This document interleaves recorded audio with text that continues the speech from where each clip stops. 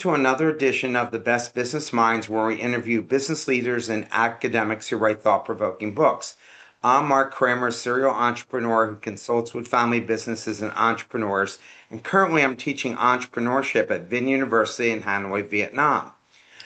Please welcome our guest tonight, Karina Mangu-Ward, author of the book Teams That Meet the Moment, 9 Practices of Unlocking Performance and Growth in Uncertain Times. Karina, welcome. Well, thank you. Thank you for having me. It's great to be here. Well, I certainly really enjoyed your book, and especially since I'm teaching leadership courses right now, these books come in handy, and I send these interviews to my students so they can listen to the interviews as well. So let's start off with you giving us some background about your professional career. How did you get to where you're at right now? It's been a bit of a winding road, Mark. I've always been really interested in groups. I love the mess of humans being together and trying to do stuff. When I was younger, I studied psychology at Harvard University under in the lab of Mahzarin Banaji, and she studied implicit bias, so like the sort of wired bias in our minds that makes us act in certain ways.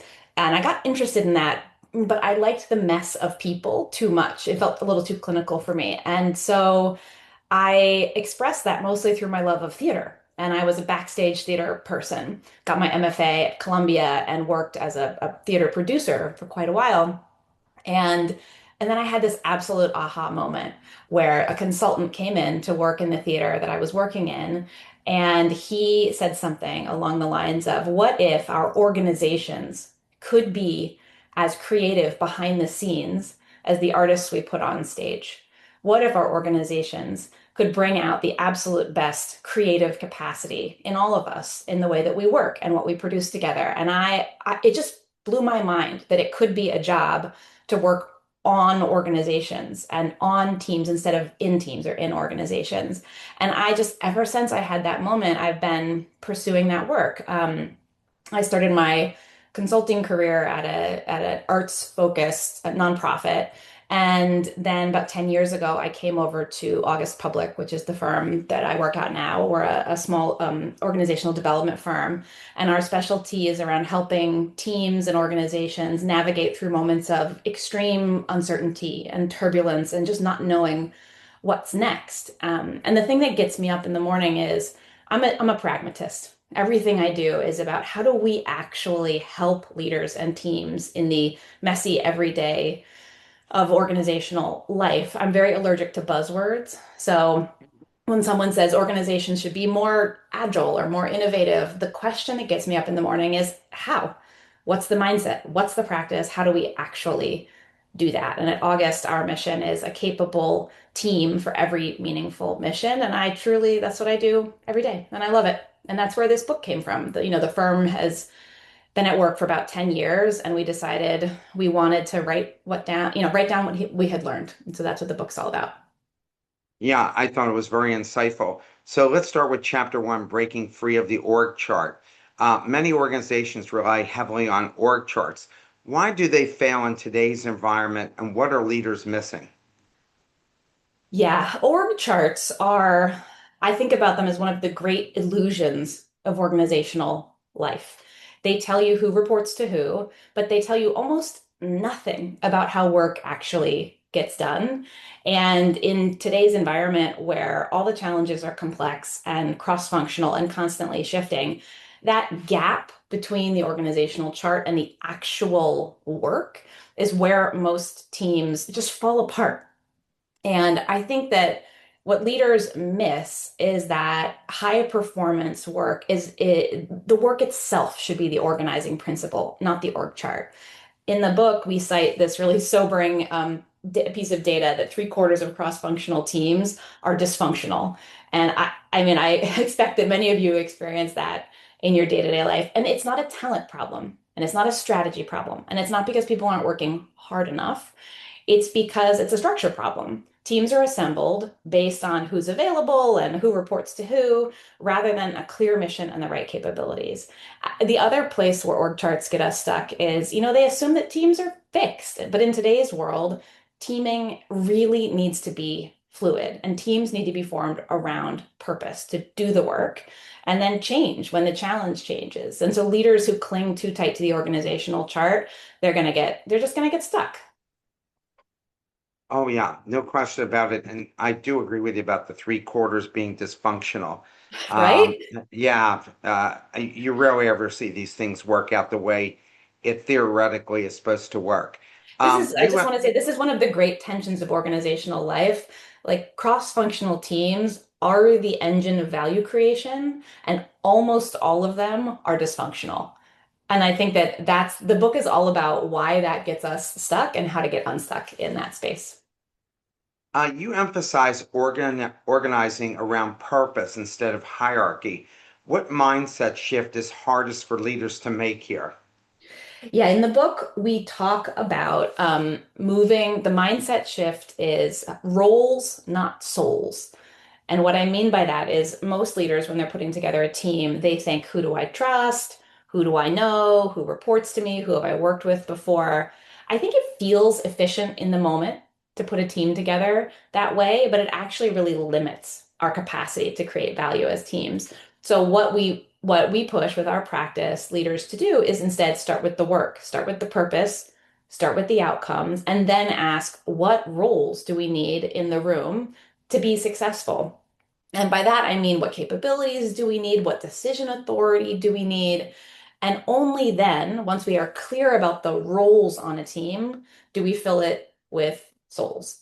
And I know it's a bit silly, but that roles not souls phrase I think is really helpful, and it gets leaders out of their comfort zone in terms of figuring out how we need to organize people around purpose, not about kind of the default of the hierarchy or the org chart. The other mindset I think that's really tricky is hierarchy has its place. Hierarchy is never going to go away. We need hierarchy for scale and optimization and all of that. I don't want to come off as someone who doesn't believe that it has its place. We have to have performance management. That has to happen somewhere. But when it comes to getting work done, a team organized around purpose often needs to take precedence over those more hierarchical relationships. I think it's hard for leaders to hold both of those things in their head. There's hierarchy and also the ways that we fluidly organize around purpose. But the leaders that can do that, can hold that duality, are the ones I think that are able to separate kind of struggle from high performance. Can you share a moment where implementing a team charter dramatically changed the team's performance? Sure. Yeah, there's a hi Lori. There's a book in the book. There's a story about a Fortune 500, an innovation team, a product team, and they were brought together to launch a new product quickly. The company had acquired a new technology, and they said you have to make something for the market really fast. They had the talent, they had the budget, so the conditions were really good. But what was happening is that people had their kind of their day jobs, and they had their typical bosses that they were reporting to. And people kept getting conflicting instructions from their different bosses and different managers. And that was getting them really scrambled. Does the team matter or does my hierarchy matter? I'm not sure which to pay attention to. And I think this is one of the most insidious things that happens inside teams. There was a team member who wasn't allowed to talk to a stakeholder, even though they really should have been able to connect with them directly. But because that relationship had to be carefully managed and bottlenecked by someone else, they didn't have the permission, and it was getting in their way. So the good news is this company knew that like this was not working. This team was stuck. They weren't moving fast enough. And the team charter really unlocked all of that because the team charter is about making the implicit explicit. The team charter says, let's write down why the team exists. Let's write down what their mission is for the next 90 days. What are the roles? Who's holding them? And who has authority to decide what, even if other people disagree, even if that person's boss disagrees with that person's boss, what does this team have the ability to decide? And I think once all of that clarity is in place, then the organization could get all the sponsors aligned and remove all these competing priorities. And this worked so well, actually, that this Fortune 500 company ended up chartering 10 high priority teams across the entire organization and sent all these folks to work in a way that was really empowering. I think in a moment when we don't have certainty, something we can have is clarity. And that's what the team charter gets us. How much do they have to believe in the leader's mission, and vision for what they're doing in order for them to be successful at making these teams work effectively? I mean, I do think when you're organizing around purpose and organizing around mission, it matters that you're in for it, that you believe it, that you're behind it. And I think many of the teams that we coach, we take we try and we learn approach, which is maybe I'm not 100% convinced that the mission is right, but I'm given the space, I'm given the enabling constraints, and I'm asked to have a bias for action. I think the most insidious thing is when you have a purpose that feels huge, but maybe not right, and you spend like a year working on a project that never even launches. And so it's just a big time sink. But in all the work that we do with agile teaming, um, we ask teams to like create and ship work early, get feedback from stakeholders. Is this resonating? Is it not? Is this product working? Is it not? And so even if you don't have confidence at the beginning, that cycle of make, ship, learn should build your confidence and build your engagement along the way for whatever that purpose is. In chapter two, reducing meeting overload, why do so many meetings feel unproductive and even in high performing organizations?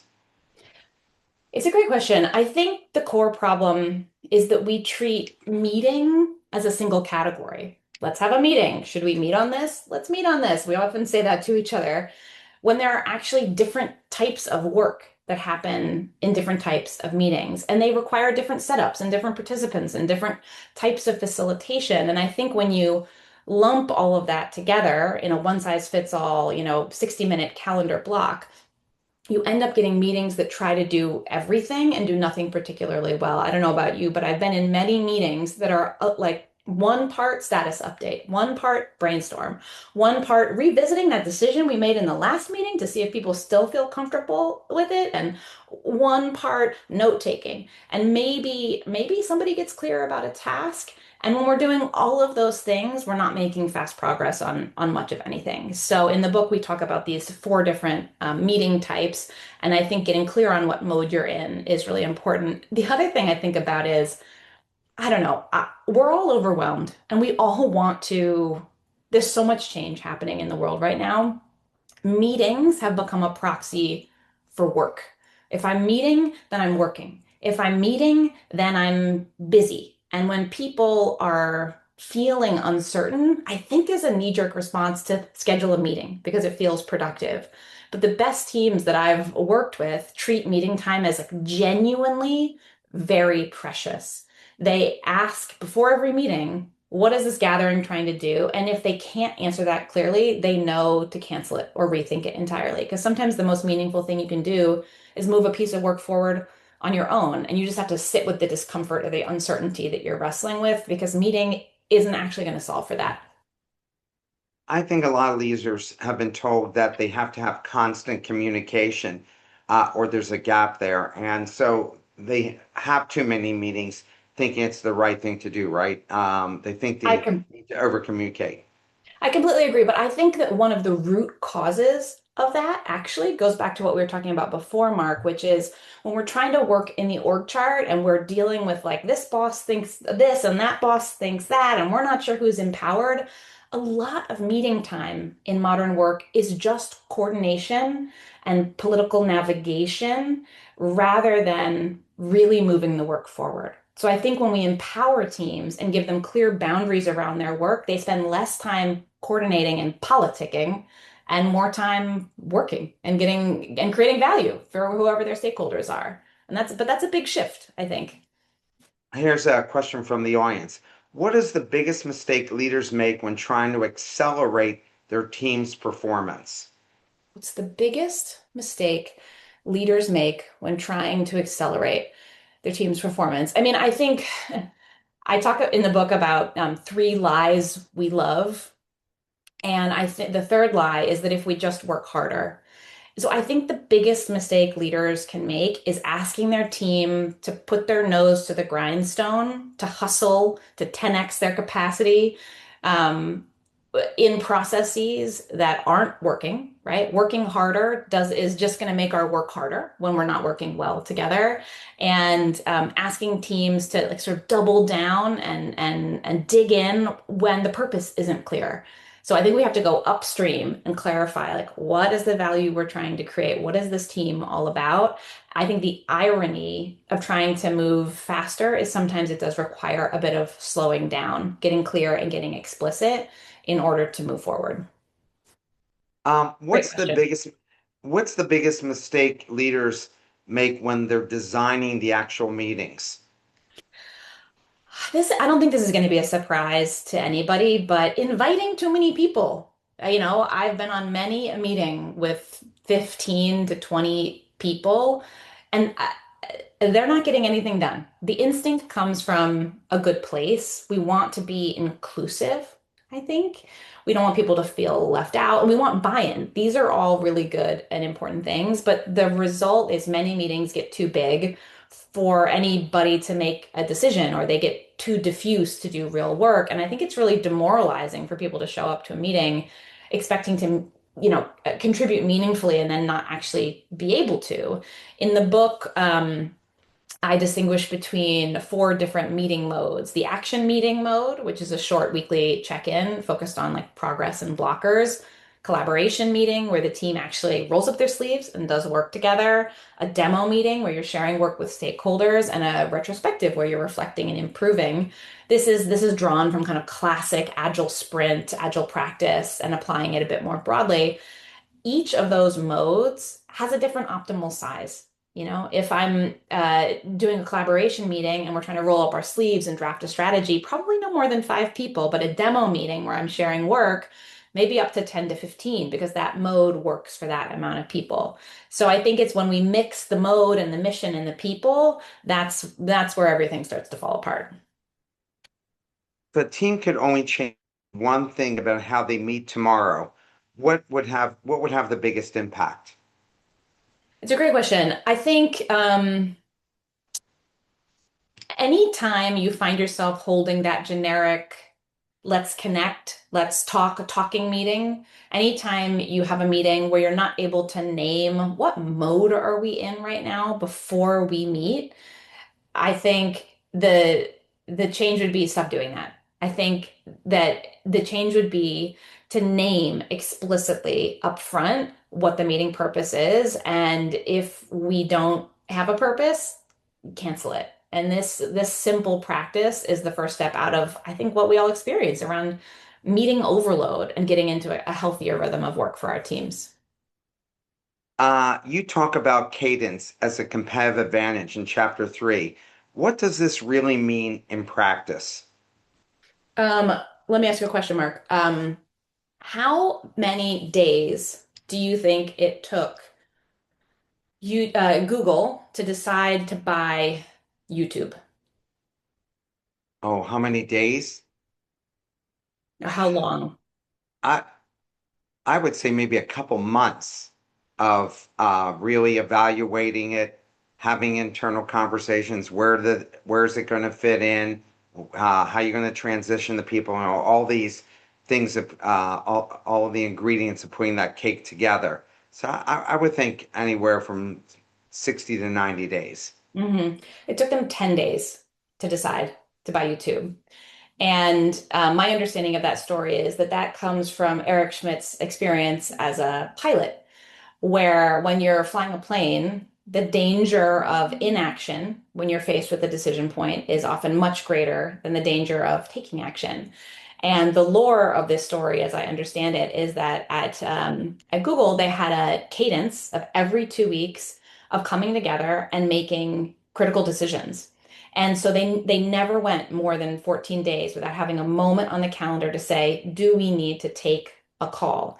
Not when we're ready, not when we have all the data, not when we've figured out all of the details, but as soon as we have just enough data to make a call. And I think so there's something about having like a reliable operating rhythm of taking the calls that we need to make. I think about the SNL thing, right? Like, does the show go on when we're Yeah, ready? No, it goes on because it's 11:30 on Saturday night, and that's what we right. Yeah. do. right? And so cadence, many organizations still plan like it's 100 years ago. They do annual planning, they set goals for the year, and they kind of hold their breath to see if the following year goes like they think it's going to go. In that maybe was fine in a world that moved more predictably, but in today's world, the context can shift dramatically in a matter of weeks. And it's a recipe for teams that feel perpetually behind. So you have to think about what is a structure, a core cadence for your team that actually meets the needs of your work. And we recommend lots of different cadences. They can be faster or slower, but it's about understanding what you need to do to be responsive to the pace of your own work. So, how can teams find the right balance between too many check-ins and not enough alignment?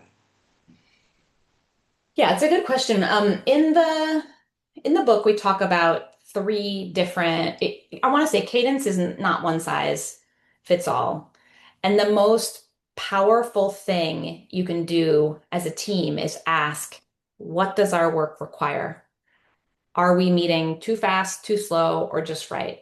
Not what feels comfortable, not what we were taught in our MBAs, but what the actual nature of the work requires in terms of how often we need to sync up.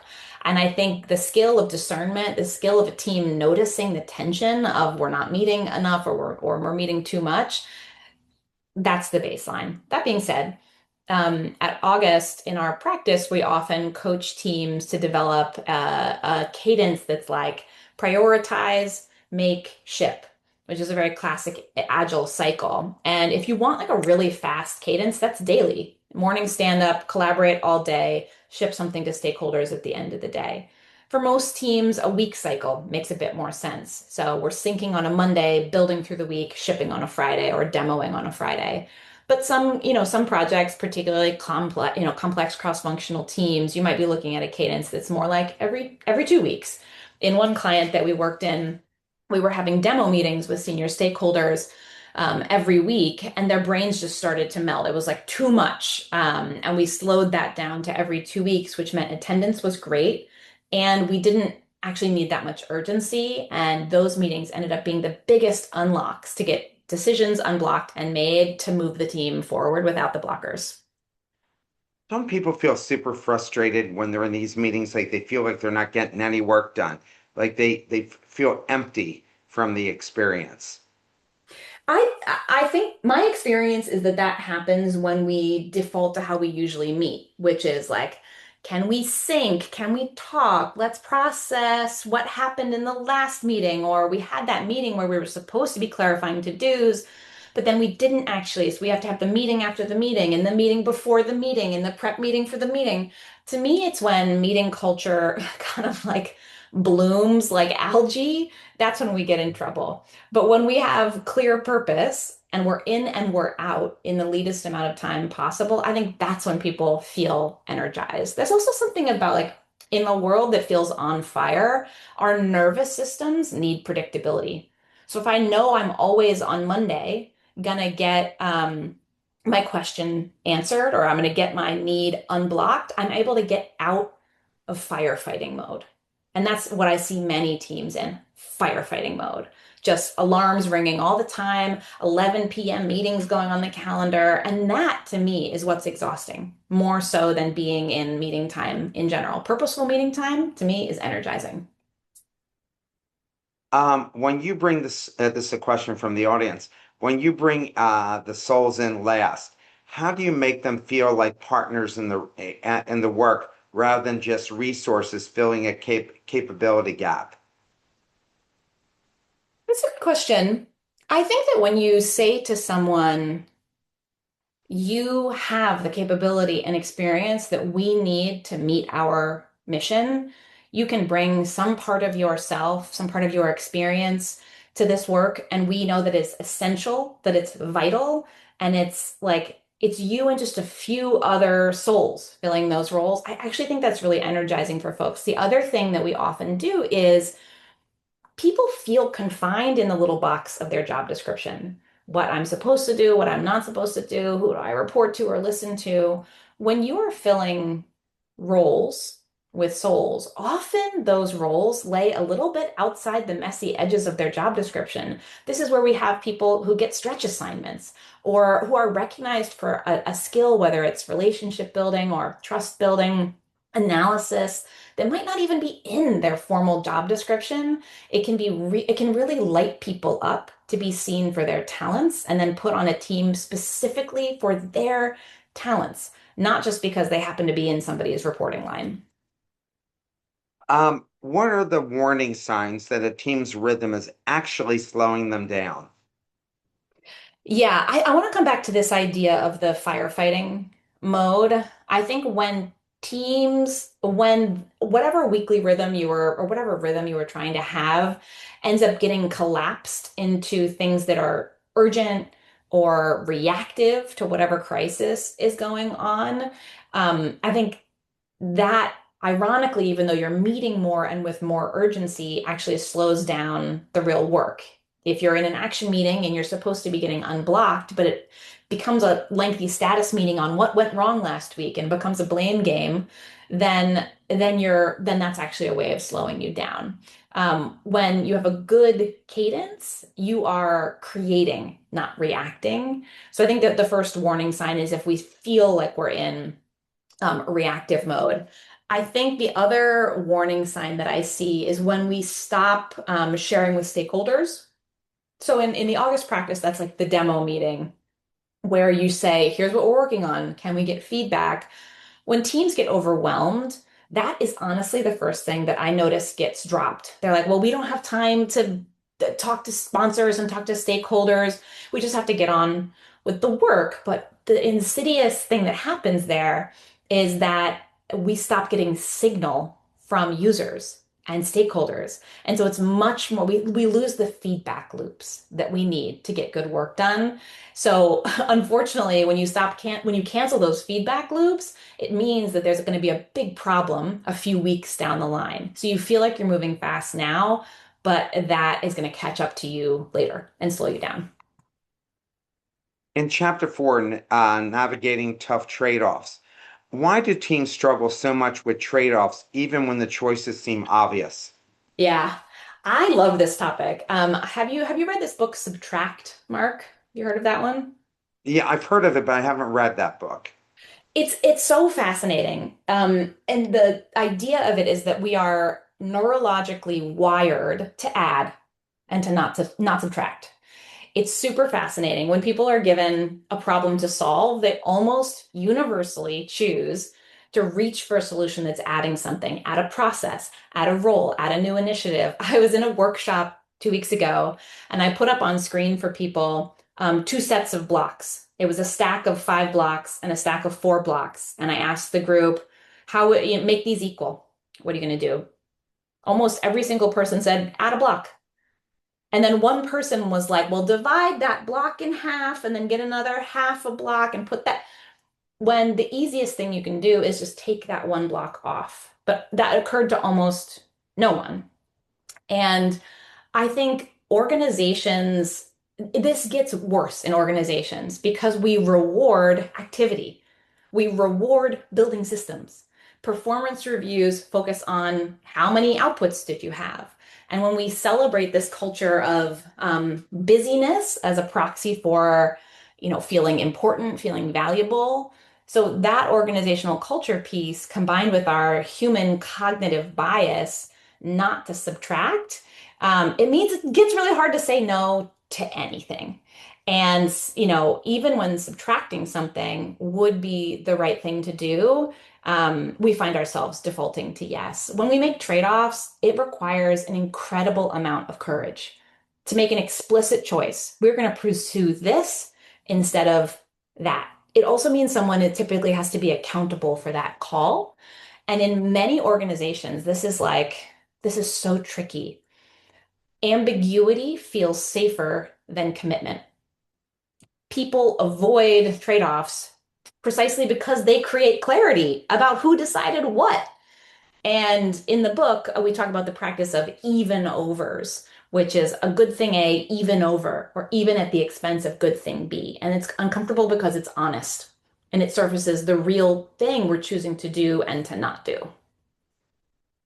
Can you explain the concept of even overs and how it changes decision-making conversations? Yeah. Even overs, it's like a simple sentence structure, and this is one of the core things that I've discovered with high performance teaming. Simple, repeatable phrases are what actually changes mindset and behavior. And even overs is one of the stickiest I've encountered in my careers. So the framing of an even over is we're going to prioritize good thing A even over good thing B. We're not saying that good thing B doesn't matter. We're saying that when A and B come into conflict, and they probably will, we're going to choose A. That's it. This is super powerful because it forces that honesty that I was talking about, real choices rather than aspiring to do everything. And I think often in teams, what we see is mission statements or vision statements or value statements that are all the things. We want speed and quality and innovation and efficiency and collaboration and growth. But real work asks us to choose between those things all the time. When your strategy, your working agreements say you value all of those, you're going to get stuck at every decision point. The other thing I love about even overs is that in a hierarchical organization, it's very tempting for an employee to go to their boss for every decision. Hey, should I take this meeting or that meeting? Or hey, should I do this budget or that budget? When we have a good even over, it clarifies that for teams so they don't have to do so much permission seeking. And that is a critical lever when we're facing uncertainty to keep moving with speed. And teams really need that. How can leaders create a culture where tough trade-offs are embraced instead of avoided, especially when people have skin in the game that they've been working on something for a long time? Yeah, it's tough. It's tough. It's going to sound really simple, but leaders have to model it themselves. The worst thing a leader can do is say, you've got to make tough trade-offs, and then not actually do that themselves. Nothing signals to a team that trade-offs are safe more than a senior leader saying those trade-offs out loud and doing it themselves. So when a leader comes into a team meeting and says, I've been thinking about this, and I think we need to choose A over B, and here's why. And then, you can always invite pushback. It's about the conversation, it's about the debate, but you're teaching your team how that's how we operate, that it's okay to make choices and that we can celebrate clarity around the choices that we make. And I think the other thing that leaders can do is just build even overs into your team's artifacts. So if you've got a charter for a project, write down your even overs for that project. Make sure it's clear what trade-offs you're going to make. And yeah, I do think it's really incumbent on leaders to lead this inside organizations. Otherwise, their team members are really going to feel like it's not clear if it's okay to not have all the good things. In chapter 5, interrupting analysis paralysis, making a proposal. Why do smart teams get stuck over analyzing instead of moving forward? Yeah.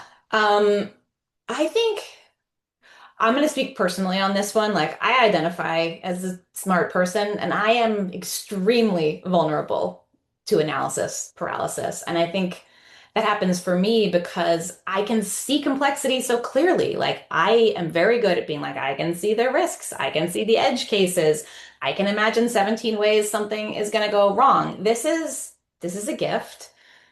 I love this.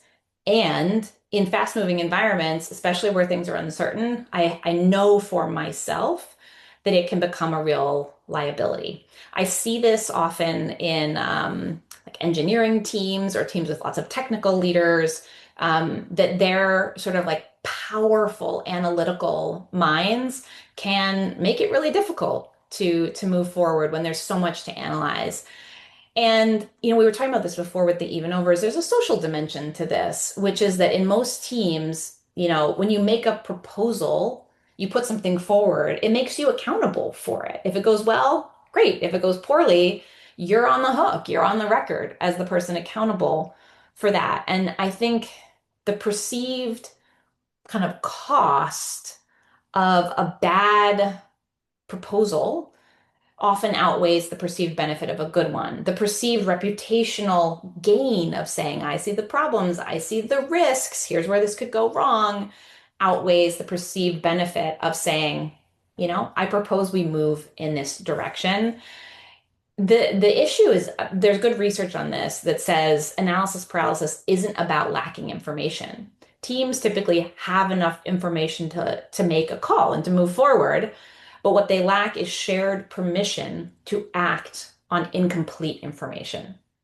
The cultural norm needs to be that it's okay to take a step before everything is perfectly certain, but this is really hard. We're not taught this. I mean, that really comes from the top, right? Of encouraging risk taking without being a detrimental to your career. Because I remember when I was at Wharton and I taught in the executive MBA program, and I would talk to my colleagues who worked for large companies, and we would talk about these ideas. They go, "Oh, your idea is great, but if I try that idea and it doesn't work, uh, that could derail 20 years it took me to get to this position." Yep. How can leaders make sure that people do that? Because the large failures of BlackBerry and Blockbuster and Sears is all pretty much based on that premise that these people were risk adverse and hired people who managed their way to that top without taking any real risk, and then no real creativity happens, and the whole company, uh, not overnight, but over a period of time. I mean, think about the power that Sears had and how they should be Amazon and American Express and all these amazing things they created, and yet here they don't exist today. Yeah. It's such a great point. And I love thinking about all those stories. We see so much of this in the organizations that we work with. I don't want to oversimplify it, but I think there's a few things that we can do when organizations are getting stuck that way. One is write down, make explicit what the target culture is, right? You have to say it's better to make mistakes here than to not take action. It's okay to make decisions with partial information. So the first thing is saying out loud to each other what our stated values are. Now, Mark, you probably know this. There's plenty of places where you have a stated value that is not practiced, right? That is Yeah, of not course not. actually. Yeah. Many Fortune 500 companies that I have worked with say all the right things on paper, and then their people behave exactly the way that you described. So on paper is not enough. We need the actual culture to be slowly moving towards that stated culture. And I think that there's the soft side of that. One is the role modeling, right? Leaders have to be seen as taking calls with imperfect information. Leaders have to be seen supporting people, rewarding people for making a call, even when it didn't work out, because speed was more important than accuracy. We have to have performance management systems that are built to reward that kind of thing. So there's like a systems piece, there's a culture piece, and there's like a behavior and modeling piece. I'm not saying that this is easy to fix, but I think it is the underappreciated thing in organizations. Like this is the hill I'm going to die on, Mark, with this Yeah, book, which is right. that you can have a great strategy. And I bet all those companies, Mark, I bet they had pretty good strategies. I really bet they had some ambitious things written down on paper about what they wanted to do. You can have extremely talented, devoted people who are working their butts off. But if they can't get out of analysis paralysis, make trade-offs, get clear about the work. None of that stuff matters. And I think that this, to be honest, that we wrote this book because everyday teamwork, it's not very sexy. It's like kind of grindy. It's like little skills that we have to have. But I think it's the blocker of everything else if we can't get this stuff right. How important is the composition of the board in terms of the background? Because I find these companies that there's a lot of finance types there that they don't make those investments for the future, that they're very hesitant and the analysis by paralysis where they just overthink everything and are afraid to um, take any real risk. Yeah, I mean, that resonates with me. I'm not, it's certainly about board composition, but it's about like what we learn about what good looks like. And if you come up a profession where good looks like analytical rigor, you might misapply that to everything. And I think that's the trick. Like analytical rigor has its place, but when we try to reach certainty, and at August we often say 100% certainty is a fantasy in most things. Like if we can't discern between places where precision and risk analysis is truly needed and where it is absolutely unachievable, then we can't make bets, big or small, that actually make us future proof. So, what you're saying certainly resonates with me. Plus all the insidious things around, being beholden to Wall Street and needing to prioritize Oh, short-term can't stand gains it. over long-term bets. And like that's another book and another life to try to fight that fight. Well, I mean, that's why entrepreneurs exist, is because they're not willing to take the chances on these short term, and then the entrepreneurs come in, and Yeah. then they unseat, and then when whoever ends up running Amazon over time, that guy will sink that ship too because he'll be too bureaucratic and not willing to take risk and reinvent the company. We have a question from the audience. The people closest to the work have the best data. Why do we still default to the person with the highest title to make the call? Oh, I mean, I don't know, patriarchy, like traditional structures of power, self-protection. I think it comes back to everything we're talking about here, which Yeah, is um, the people who have the most power most often control our seats of employment. They control our salary. They control the stability of our lives. And it is often psychologically easier to, if the culture asks us to do this, to say, I don't know, it's up to you. You decide. Like, and then privately to go, well, that was stupid. Like yeah. I'm on the ground. I can see what's really happening. But I'm not going to say that. I'm not going to put my neck out there because I have not seen the evidence that that is rewarded here. And the companies that are thriving, I think, are finding ways to do that. But the ones that I think are, again, a struggle to thrive in the next 10 years, there's going to be too much of this. Now the problem is, of course, that slows us down tremendously when we push up and up and up all the decisions. There are too many decisions to make every day. The world is moving too fast. So if we're covering our butts and pushing them up instead of having a bias for action, which is totally understandable, we're not going to be moving anywhere near at the pace of change that we need to. So it's a real conundrum that starts, I think, at the point of behavior, practice, and culture. Another question from the audience.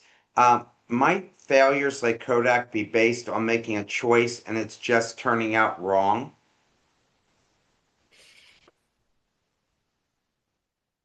Yes. Uh, yeah, sometimes we make wrong calls. That happens. Absolutely. Sometimes our strategy isn't the right strategy. But I would argue that it still comes back to the question of execution, to the question of how teams on the ground are doing the work. Let's say you make a bad strategic choice, but the real reason that that's going to lead to failure is if you dig your heels in on that choice without market feedback, without customer feedback, without piloting, without testing, and we end up doing something without feedback loops for too long so that it becomes a big failure rather than a small failure. I think companies these days, I want them to be thinking about being willing to try three different things and actually allowing two of them to fail.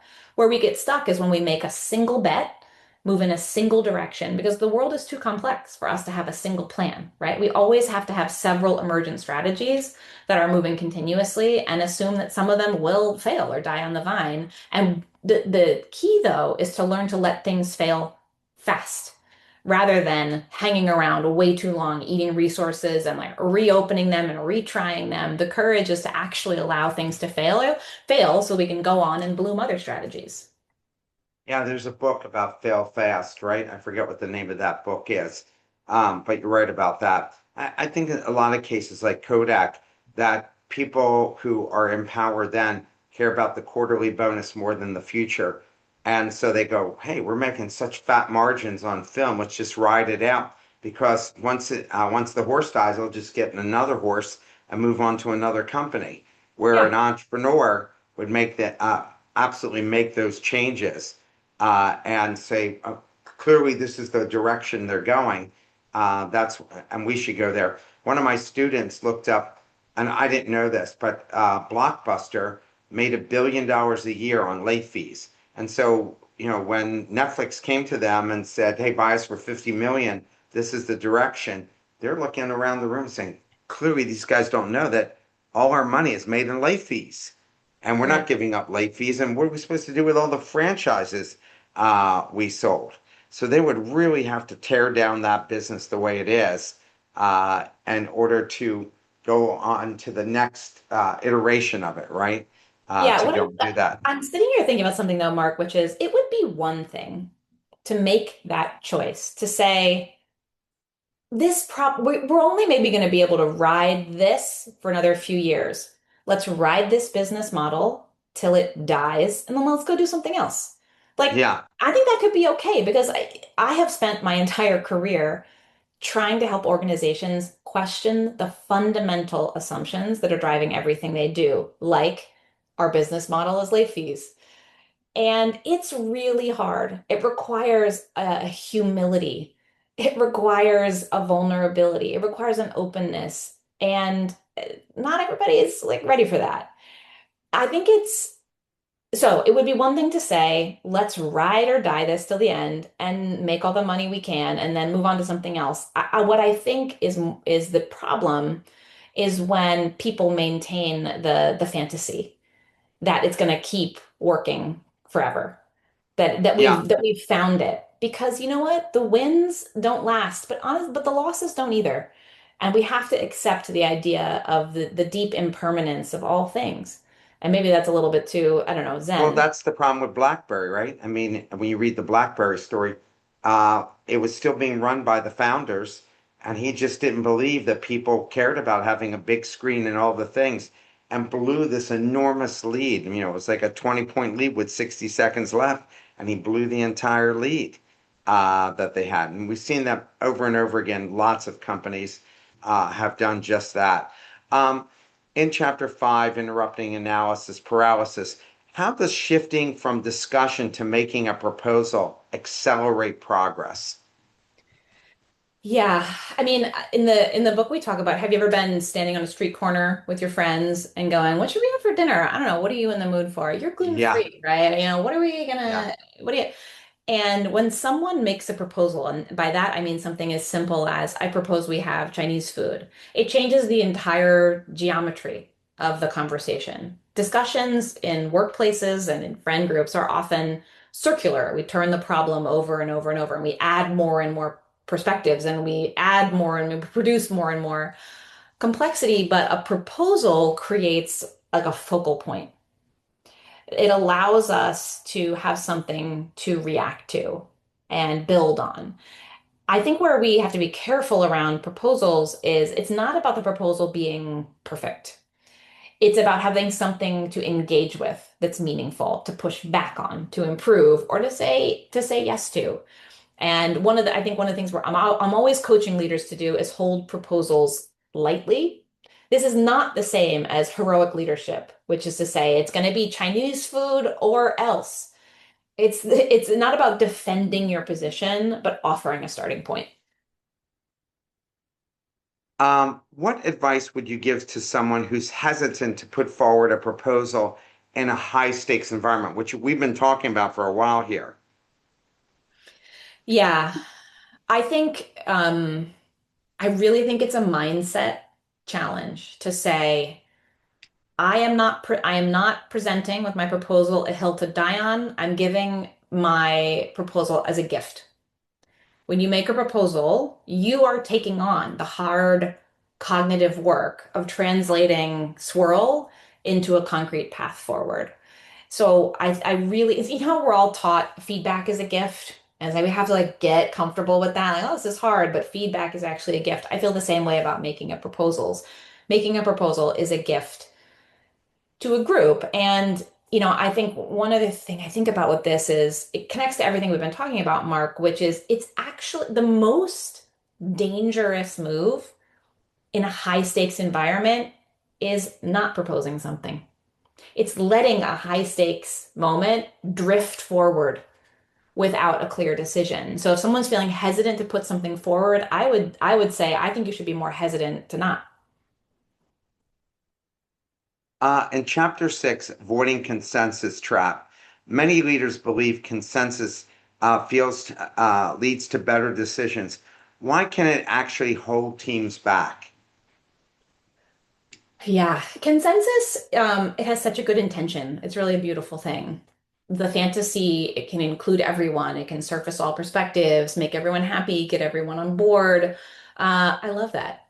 And the problem is that in practice, it mostly does the opposite of that. Consensus seeking meetings, in my experience, don't actually tend to include all perspectives equally. They often, when we're looking for consensus, get focused on the perspectives of the most senior, the most vocal, the most persistent people in the room. And when we're aiming for consensus, we actually paradoxically end up silencing the people who feel the least safe disagreeing. So while it's a nice fantasy to aim for, if we want to be truly inclusive, particularly of marginalized voices, consensus often doesn't get us there. And I think the worst thing a consensus decision can do is land us on something so watered down in pursuit of everybody being happy that we're not actually solving for everything. And this has a huge cost. McKinsey research shows that executives spend 40% of their time making decisions. And inefficient decision making costs a typical Fortune 500 company $250 million a year in annual wages of time spent in ineffective decision making. And so when we shift from does everyone agree to does anyone object? That is actually when we invite all voices in the room to dissent and to disagree productively, to say, I actually think if we move forward, this is going to do harm. And that is a really powerful shift. When we get everyone's honest objections on the table, we're much more likely to get to a decision that's really going to move us forward. Yeah, I think people are so concerned about looking bad at these meetings that they're hesitant to give their honest opinion, or they think the boss is already so far down the road on this decision that they're not willing to go and say to him, "I know we've invested a lot in this, but we're going in the wrong direction here." I think that's totally right, which is why we need a shared language and a shared structure to invite that. Because without an intentional structure to invite that, we are always going to default to the underlying typical structures of power, which are about who's being paid and who has the privileged social identities. We're going to land there unless we consciously fight those things.